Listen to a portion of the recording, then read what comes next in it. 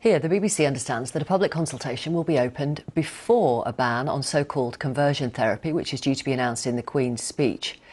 NHS England describes conversion therapy as an attempt to change someone's sexual orientation or gender identity. It's thought the consultation will consider religious freedom and how to protect professionals, including therapists. Campaigners say ministers must act fast and bring in a ban right across all settings.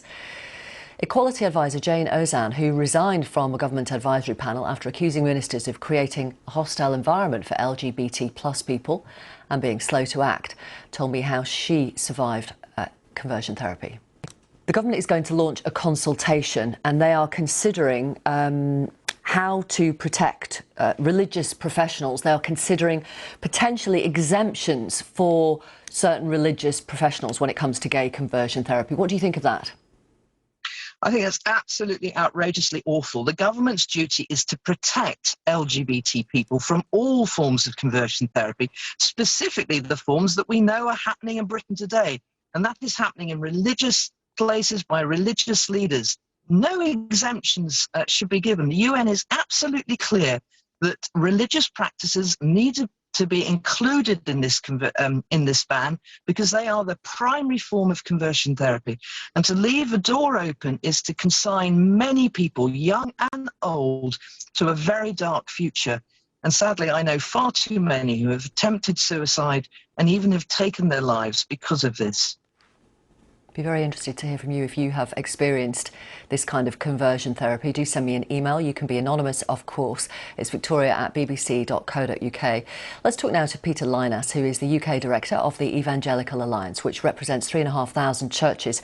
Hello to you, Peter Lynas. I mean, you just heard our last guest there say it's outrageously awful to consider exemptions for religious professionals. What do you say?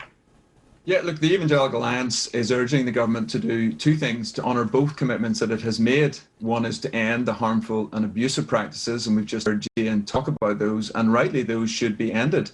There are practices that were carried out by therapists, by the NHS, and admittedly by those in religious organisations that were wrong, and those should be stopped, and largely have. But the government has said it needs to safeguard spiritual support. So if somebody wants to go to a pastor, if they want to be prayed with, then they should be able to do that. That's something they should have the freedom to do. And we want to avoid the situation where somebody can be accused of conversion therapy simply for praying with somebody who's come along, who freely chooses and who asks for prayer. And so we're very supportive of the consultation because we need a clear definition. Otherwise, we're arguing in many ways at cross purposes about different definitions and different understandings of what's involved. But if there are exemptions for religious professionals, then gay conversion therapy could still go on secretly. Yeah, so I don't want exemptions in the way that's being framed. That's not what we're talking about here. The government has to honour these commitments and has to find a space and a way in honouring spiritual support. I mean, this is standard pastoral support. So if somebody comes along and they want to be celibate and live a celibate lifestyle, for example, a priest or somebody, if they're heterosexual, I can pray with them where they may wrestle with that from time to time and they just may need support. But if that person was same-sex attracted and I did exactly the same thing, that would then be an offence. That's actually discriminating against somebody because of their sexual orientation, and it's discriminating against religious freedom. So I don't want a special exemption. That's exactly the wrong way to frame this. It is about honouring the two commitments and finding a way. And actually, I think that's perfectly possible to do by clearly well-drafted legislation. OK, but even with clear, well-drafted legislation, it could mean that conversion therapy could still go on. Do you accept that? Well, so it's all about the definitions. That's why we want a definition. Nobody wants to define what we mean by conversion therapy. So if there are harmful practices that have been done, if they're coercive, those things should absolutely be banned. But campaigners have pushed a very expansive definition, and Jane was quite clear there. It includes prayer. That goes to quite fundamental ideas about people's ability to pray for somebody else, even if all the parties consent to doing that, even if they're all adults, even if they all freely agree. Jane still thinks that should be outlawed. Well, I think Jane was, to be fair to Jane Ozanne, she was specifically talking, that was my understanding, she was specifically talking about religious professionals praying to convert someone from being gay to being straight. So this is where we need to get the definitions really clear. So we want to see real clarity that somebody can come along and they say, I would like to be prayed for X it has somebody else? Have I got the freedom to pray with that adult as they come along and ask for that?